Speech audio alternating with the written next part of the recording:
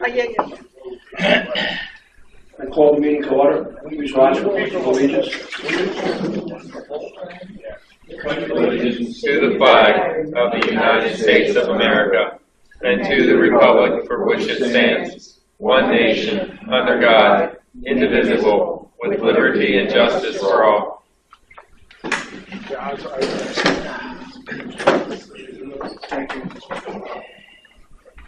Thank you. I'm going to ask for approval of the agenda.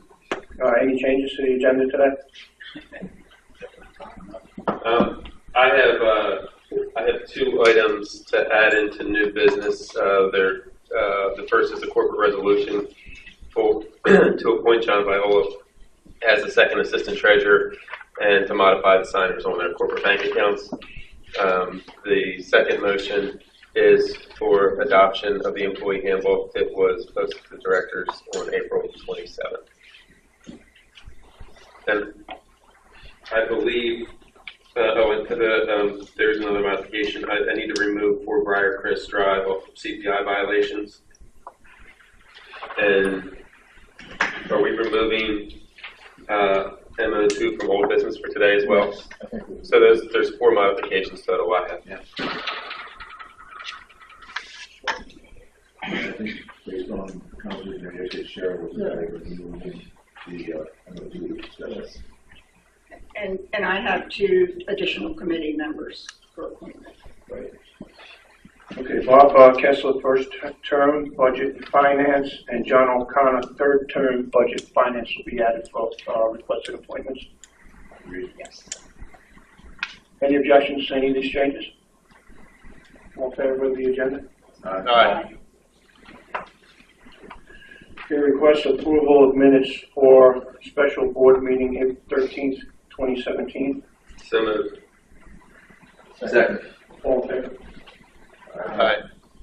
Approval of minutes for the work session April 24th, 2017. So moved. Second. All in favor? Aye. Approval of minutes for regular meeting April 29th, 2017. So moved. Second. All in favor? Aye. Okay, I just want to welcome everyone. Good morning. We have a presentation from the Coastal Hospice. Have anyone attended yet? I think we'll postpone that to the end of the meeting because there was a discrepancy during the time frame for the presentation. Treasurer's report, Patrick.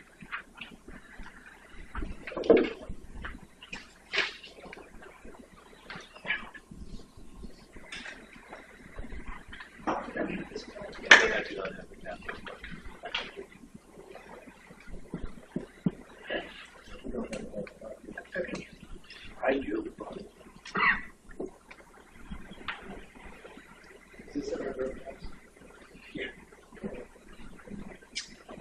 These are the results of operations financial summary.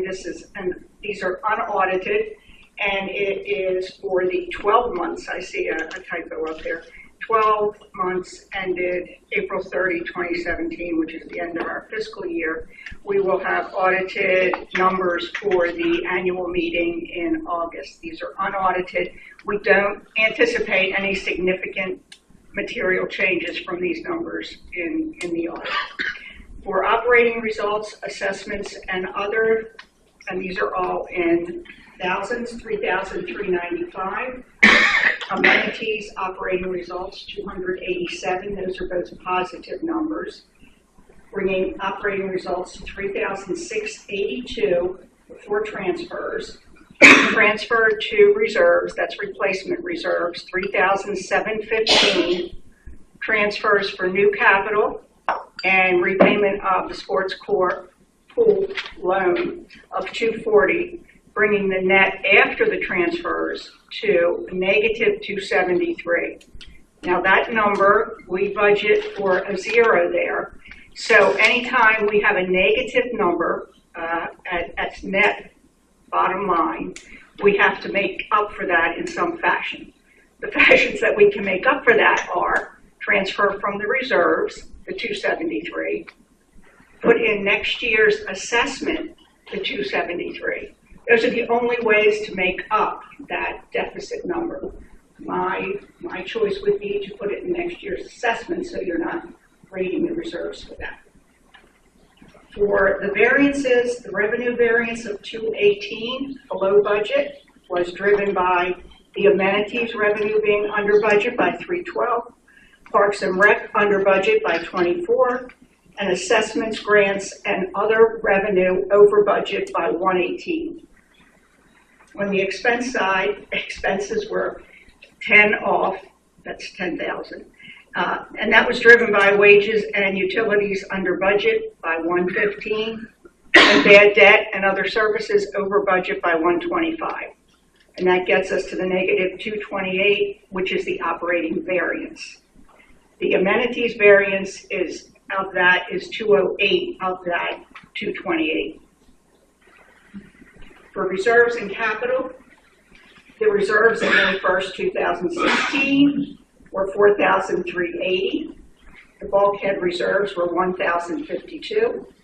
Additions during the year, that's from those transfers, 2,882 and 833 respectively. Expenditures and transfers out, 3,324 and 51. Making the balance at April 30, 2017, 3,938 in our replacement or general reserves, and 1,834 in our bulkhead reserves. The rest of this didn't print here. I'll speak to the rest of it. Unfortunately, it didn't make the slide. The variances in capital for new capital, which is funded directly from the assessment on an annual basis.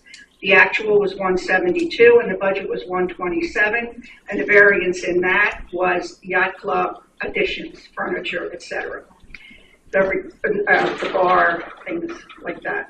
The replacement capital, 2,856 was the budget. 2,389 was the budget. 2,856 was the actual, meaning that we spent over budget in replacement capital, and that was due to primarily the renovations that were not budgeted to the extent that they were done, but it would actually be a positive long term. Roads and bridges, 375 is the actual spend there. 975 was the budget. So in total from our reserves, the actual was 3,403 spent, and the budget was 3,491. Thank you, Pat. General Manager's report, Brett Hill. Good morning.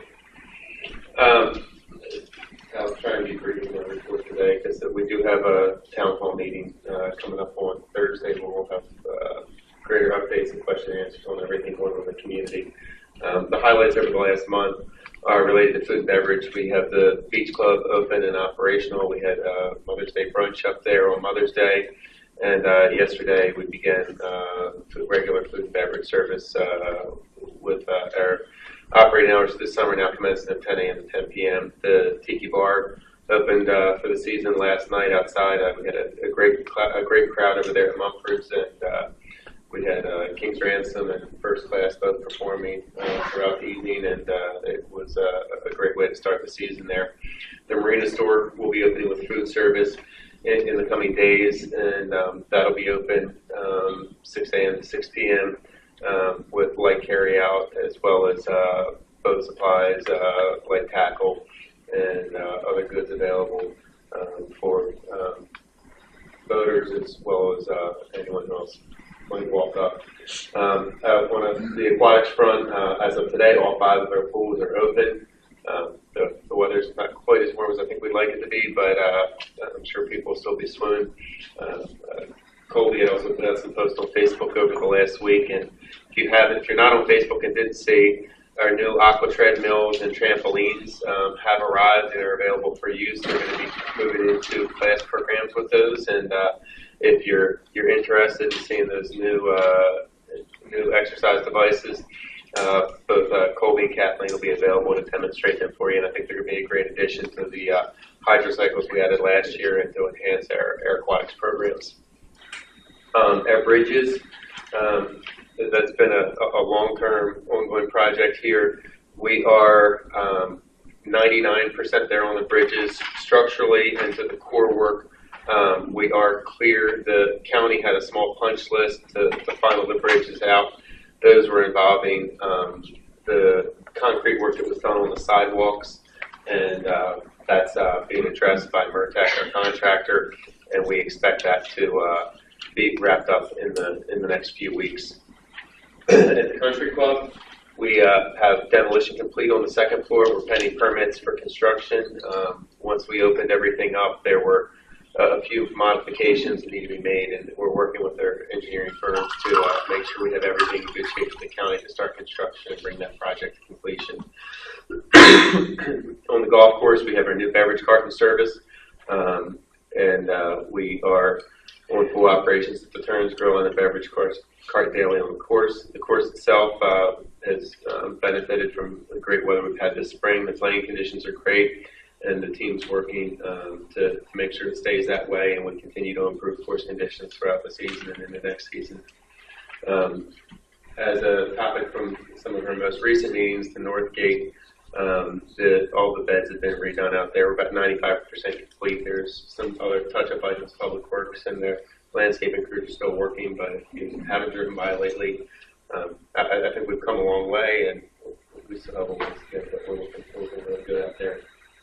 And as I mentioned, we have a town hall meeting this Thursday, June 1st at 7 p.m. That meeting is going to be held on the second floor of the Mumford's Landing facility. That will be, we're working through some technical difficulties with it on Channel 78 live, but it will be online live, and hopefully we'll be able to have that on the TV as well. So myself, as well as some of the senior directors, will be there to tell everybody about everything going on in Ocean Pines for the summer, and the exciting programs and activities within our amenities for all of our membership to benefit from. Okay, we have a special presentation from Coastal Hospice this morning. Elaine Capon, President, and Maureen McNeil, Director of Development. Welcome, ladies. Good morning. Good morning. Thank you for allowing us to be here. The purpose of our visit today is sort of threefold. One, we wanted to make sure that you folks all knew what it is that Coastal Hospice is doing here in Ocean Pines, to update you on our progress, and to ask for some reconsideration on the issue of the Homeowners Association fees. So first of all, in your folder, you do have one of our brochures about our new building. We have bought a piece of property that's actually at 1500 Ocean Parkway. It was originally supposed to be a clubhouse, and I know you all are familiar with that building. We did purchase it finally December 30th, and we are building a hospice residence and outreach center. The main floor, and actually, if you would pass that up. I've got the floor plan of the main floor in case anybody's curious to see it. The main floor is going to be built to have 12 patient residence rooms, as well as family areas for them, kitchen area and all of that. The lower level is going to house the hospice team that sees patients through the rest of Ocean Pines in their own homes and in Worcester County, as well as Somerset County. And the upstairs area may have a palliative consulting area. We are a 501c3 nonprofit agency. Our plan for this residence is that hospices do not receive any room and board from any government or insurance agency. There's no one who pays us room and board. Our plan is to have a sliding scale so that people of lesser means are able to afford to live there. This is why we began the thrift shop that you may have seen on Route 50 in West Ocean City, or Berlin rather. That thrift shop exists, as well as 2 signature events that we have here in Ocean City. Those events exist to help support the room and board for patients who need a safe place to live. This house is going to be for people who maybe they have moved away from family, retired here in the Pines or elsewhere in Worcester County or surrounding area, who are no longer safe at home. They are not able to safely get back and forth to the bathroom. They are no longer safely able to make their own meals. And they don't have family members who can support them, like many of our patients do, that we see in their own homes. But these folks, are maybe going to be the 80-year-old with the 85-year-old caregiver, or they are the widow or widower who has moved down here to retire and their families are elsewhere in the state or New Jersey or New York. So that is what this building is for, is to take care of those folks who are at the most vulnerable near the ends of their life. We began our process of developing out this building, and we were going back and forth about would it have 8 beds or would we extend it to 12. And we initially had written to the Healthcare Commission and showed them our plans and our budget, and got permission from the Healthcare Commission to go ahead and move forward with our plans. We were under, there's a financial cap that the Commission has before you have to file for a certificate. Our bids came back high, and then our board said, you know what, we're going for 12 beds. We're going to develop that area downstairs for the team and for our community room, which will have our free bereavement services available to the public there. And we're going to build the whole thing out the way we want it. So now we're in the process of completing an application for a certificate from the state. That process takes about 6 months. We're about a month into it, so about 5 months from now we should be able to break ground. Originally we had planned that groundbreaking earlier when we thought we were going to be able to move ahead before the bids came back. So about 5 months from now we expect to be able to break ground and then begin our construction. Our construction manager estimates it'll be about 8 months worth of construction. So about 14 months from now, maybe as much as 16, we expect to be having our first residents move in. The last point that I wanted to make is we were a bit surprised to find that our homeowners association fees were about $26,000 a year, and that we were being classified as commercial. And we would humbly ask the board to consider whether you could consider us perhaps as residential for 14 residences, that we feel that that would be more fair. We are not a for-profit entity. This is different than operating a restaurant or a bar. We do not expect, we actually expect to lose money on this building every year, which is why the 2 events and the thrift shop exist to help us sustain it. It's also why we went to 12 beds instead of 8, partly because we know the need is there, but partly that was a bit more sustainable. So we will be working hard to make this building break even in the bigger scheme of things. And so we would just ask that if the board could possibly, and I know you're not going to give me an answer at the moment, but just to consider whether or not we couldn't be reclassified as perhaps residential rather than a commercial entity. And I will ask if there are questions.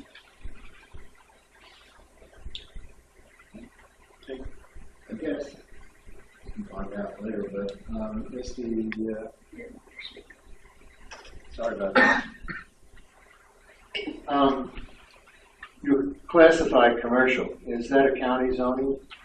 No, that's the Ocean Pines Association that said that you had 2 categories. One was commercial and one was residential. Okay, so as far as the zoning from the county goes, it's, I guess, I don't know. We were a special exception through the zoning. What is the exact zoning on the building? And that's I guess the answer. And I know when the building was purchased, it was listed on Air Records as a commercial entity. And so as a commercial entity, there's a calculation of assessment unit to square footage, and that's where that assessment was calculated from. So off of the records we had, that's where this base number came from. And But it's basically our assessment, not the county's. this is the Ocean Pines dues that we're speaking of. This even, I mean, I believe we have about a half a dozen properties on our books that are members of the association, but are not residential units. The residential units are, I believe, by our bylaws and DRs defined as, one single unit of dwelling space. Then you have the exceptions of like townhouses and condominiums surrounding the Mumford's facility, and you have that other classification that Border Links falls into. But everything revolves around,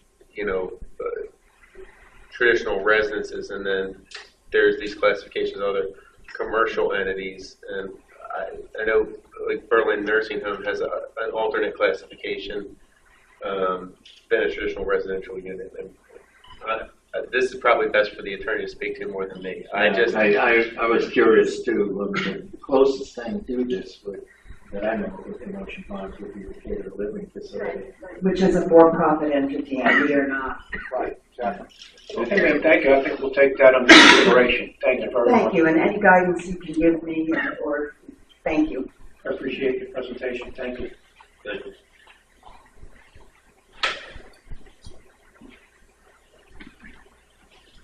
Public comments?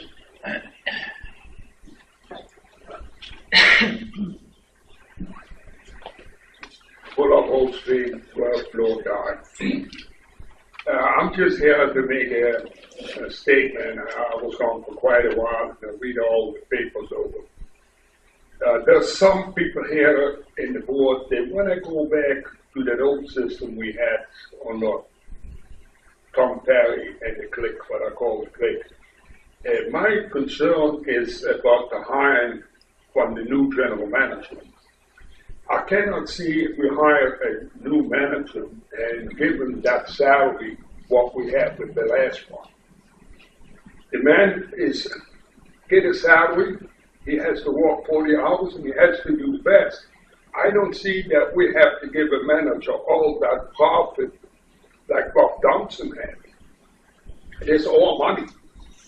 If I look, the stories over in the paper, the general manager in Ocean City, we got 800 people on him, get about $150,000. We hired a general manager, he got 80 people. And I cannot see that we give him a contract over $100,000. We have to get the best man, but we cannot let us push in the corner with them people. It's ridiculous. This is what I want to say. That's all I have to say. Thank you. Any other comments?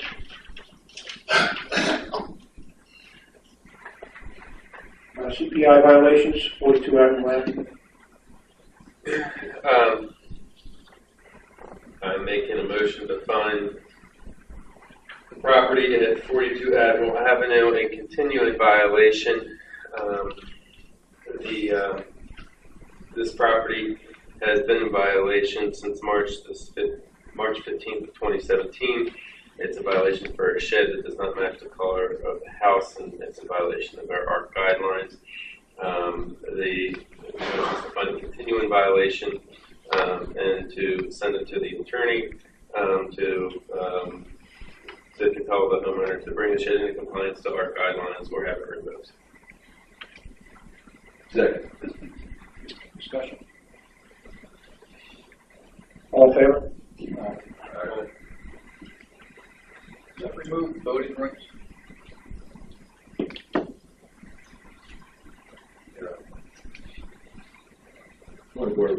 We actually need to. There was some research done. The fact that there is the requirement, I believe, and I still don't have the exact answer. I need to do that. I believe the voting rights are suspended if somebody is found a continuing violation of CPI. I think we need to clarify that, and if so, we should probably consider adding that to the stipulations regarding the outstanding CPI violation. violation. So I think we have some homework to do. I believe there's a stipulation there that says the voting rights are affected if you remain out of compliance with CPI. I'll send that to Jeremy Yeah. and get that validated. Yeah, someone brought that up, and I think we need to look into that, just make sure we've covered all the bases. And do you believe that's to be automatic suspension, or is that would have to be a board directed? I want to double check, Tom. I didn't have a chance to read through all of that, but if you don't mind, I'll go ahead and take a look at that, do the research for the board, come back this week with what I found in the bylaws and the DRs. Thank you. All business, RFP submission for facilities network connectivity, Doug Parks.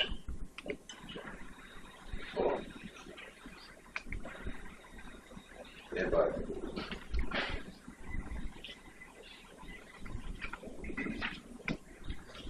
So I move that the board approve the creation of an RFP and the submission of the RFP to the qualifying firms that responded to the original RFI published regarding fiber connectivity for business facilities within the community. Background: an RFI regarding options for fiber connectivity was submitted to the Maryland Broadband Cooperative and MediaCom back on April 5th. Responses to the RFI were received from 4 organizations: Bay Country Communications, Think Big Networks, MediaCom, and AINet. Discussion: each of the responding organizations met the basic criteria designated in the RFI. Given that there are only 4 respondents, the goal is to submit an RFP to each of them to ensure that we receive at least 3 bids which will comply with stipulations in our bylaws. I'll second that motion. Discussion. Doug, on the background, the RFI was submitted to Maryland Broadcast and MediaCom, but we got responses from 4 entities. The Maryland Broadband Cooperative represents a number of organizations. So you go to them and they distribute to their partner organizations to see if they're interested in doing a response to an RFI. So that's how you get that information out to a number of different companies. Quite frankly, it's a no-charge service. They're the conduit for moving, things like an RFI out to organizations who would be interested in responding. So we took advantage of that, and that's how we got Bay Country, Think Big, and AINet. And what is the universe of companies in that arena that we could have gone to? Hard to say. One of the things that Maryland Broadband Co-op will not do is give you their partner list, because I asked for that, and they said due to some, I don't know if it was regulations, whether it's just business acumen, whatever, so they were reluctant to do that, so I trusted their judgment in making sure that as advertised, they would get it out to partner organizations. Beyond that, we felt that that would give us enough of a canvas of the companies interested in this area to come through and see that. At the end of the day, the idea is to get the process and keep the momentum going with regard to potential folks that could do that for us. But nowhere does it say we have to do anything. Obviously getting an RFP out at the same time, I don't believe there's any restrictions to having other companies, once they hear that an RFP hits the street, that they may want to step in and respond and say, by the way, we heard through the grapevine that Ocean Pines has submitted an RFP. And I don't think I believe there's no restriction if they came to us and said, hey, we'd like to participate, at least submit, some information. So I don't think we're restricted in any way, but, at the same time, the way that process worked out with regard to Maryland Broadband Co-op, that's what opted for the 3 folks that we got from them, MediaCom being the 4th, because we sent to them directly. And I'll just add to that, the Maryland Broadband Cooperative is a independent co-op established by the state of Maryland over 10 years ago. That involved a ability to use state resources that were constructed through federal funding. Anyone who wishes to access any of those shared resources in the state of Maryland must be a member of the co-op. And there's over 60 network operators in the state of Maryland who participate in the cooperative.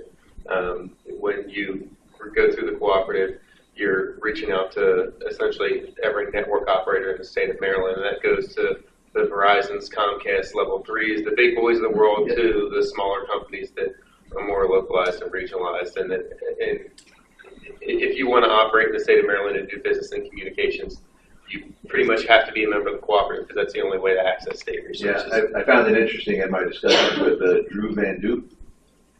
You know him? Drew is the director of Yeah. business development there. And he actually touted that they had over 70. What's their number? But yeah, I mean, canvassing, you know, the exposure is enough. What I feel is a reasonable enough amount of companies for the RFI. It was certainly well suited by using the Maryland Broadband Co-op. And I guess the entire committee is supportive of moving forward with an RFP at this point. That is correct. Yeah, And- the TWG had a meeting 2 weeks ago. We reviewed all of the responses to the RFI and agreed as a group that the issuance of an RFP was adequate, or was the appropriate next step. And has the RFP been developed? No, it is being developed. I wanted to make sure rather than, doing all that background work. The idea is I just want to get approval from the board. If the board approves the creation of an RFP, then we'll take it back to the TWG, build the RFP, send it to the board for review like we did with the That was my next RFI question. before it goes out, and we'll go through that process again. That was your question. Any further? I'll call the question. All in favor? Say aye. Aye. I'm abstaining. Abstain. Okay.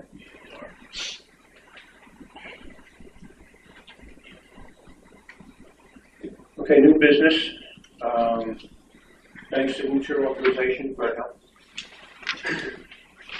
I'm making a motion to appoint John Viola as the second assistant treasurer to the Ocean Pines Association, to accept the corporate resolution to approve Thomas Herrick, Patricia Supik, John Ringthorpe, and John Viola as the sole authorized signers and representatives on all Ocean Pines Association bank accounts, including but not limited to 8 bank accounts at Bank of Ocean City and 2 bank accounts at PNC Bank. The background is part of the transition from Mary Bozek to John Viola. All of our bank accounts need a reassignment of signatures. Second. Discussion. Who's currently on signature authority now? Just curious. This isn't exactly identical to the motion that we passed February the 10th, with the exception of John. Mary's name was changed to John. So the current signatures are Mr. Ringsdorf, Ms. Supik, Mr. Herrick, and Ms. Bozak. And is there a time sensitivity to this? In other words, if we say yes, do we immediately have to take action with the bank on Tuesday, I guess? We need to take action on the bank as soon as possible. All right, thank you. Any further? All in favor? Say aye. Aye. The second motion is at the request of our attorney. I was asked to make a corporate resolution accepting the employee handbook as presented by Mary Bozak to the Board of Directors on April 27, 2017. The background, the previous employee handbook in place at the Ocean Pines Association is approximately 20 years old. And over the past few months, with the support of our benefits coordinator, senior management, and their attorney, this handbook did come from Blair Turley Brewer and their HR department. The document has been updated and was presented to the board. It requires a corporate resolution to adopt and make effective. So in order for us to be able to say that we have a handbook, the board needs to have a resolution on the record agreeing that it's out there. I'll second it for discussion. Have there been any significant changes between the existing employee handbook and the new one that we should be aware of?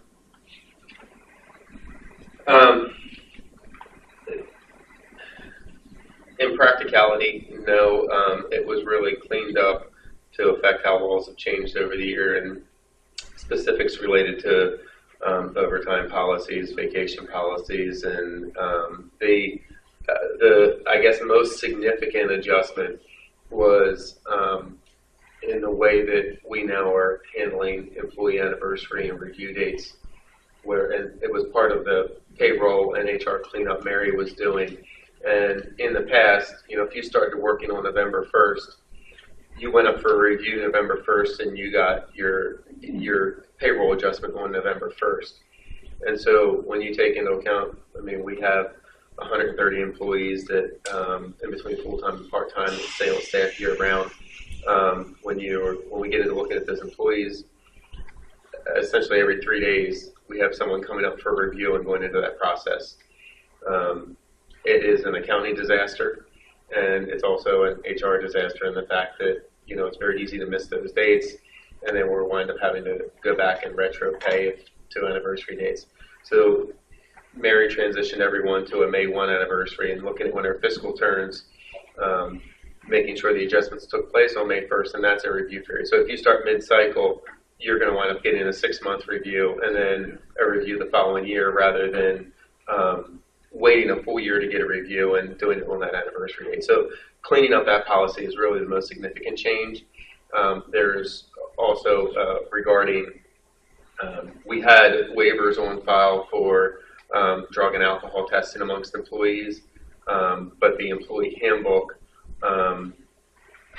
did not, in our attorney's opinion, sufficiently describe the extent of those testings, and laws have changed as far as what you can and can't do in the last 20 years. So those policies were just updated to comply with the current applicable laws and make sure that we have the proper authorization for the background checks that we're doing, and we've described what those checks are, and our practices are in line with what's in the handbook. Any further? The only issue, and you said an attorney reviewed the whole. Yes, Jeremy Tucker, the majority of the handbook came from Jeremy, and Jeremy was the last one to review. The handbook started with a template from our benefits coordinator. They have a Cropper in them. So there's a bunch of names. And I'm sorry, I'm drawing a blank on Atlantic, Smith, Cropper, and Bailey. They provided us a template that they used for their practices with other organizations. Mary reviewed that with senior management and took the specifics from her previous handbook and rolled them over to Ocean Pines, and then that went to Lurch Early Brewer for review with their employment attorneys, and they made a whole slew of changes to bring it to the document that it is right now. And the only question I really have in general is the area with benefits, the employer offered insurance. Are we comfortable that that is general enough that it's not going to drive what kind of benefit we give there going forward? If we would make a change in benefits, then we would make a change to the handbook, and that would be brought back for a board approval, as the board does approve salaries, benefits, et cetera, as part of the bylaws.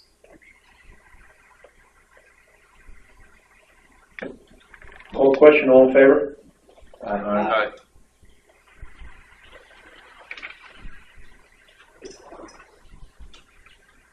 Okay, I'm going to ask the board to request approval from the board for the following committee appointments. Audrey Wall, first term, bylaws and resolutions. Bob Kessler, first term, budget finance. John O'Connor, third term, budget finance. Any objections to these appointments? All in favor? Aye. What's the motion to adjourn? Second. All in favor? Second. No, you have to move first. So, Make the motion. sorry. I know we're so excited. All in favor? Aye. Quickest meeting of the year. Thank you.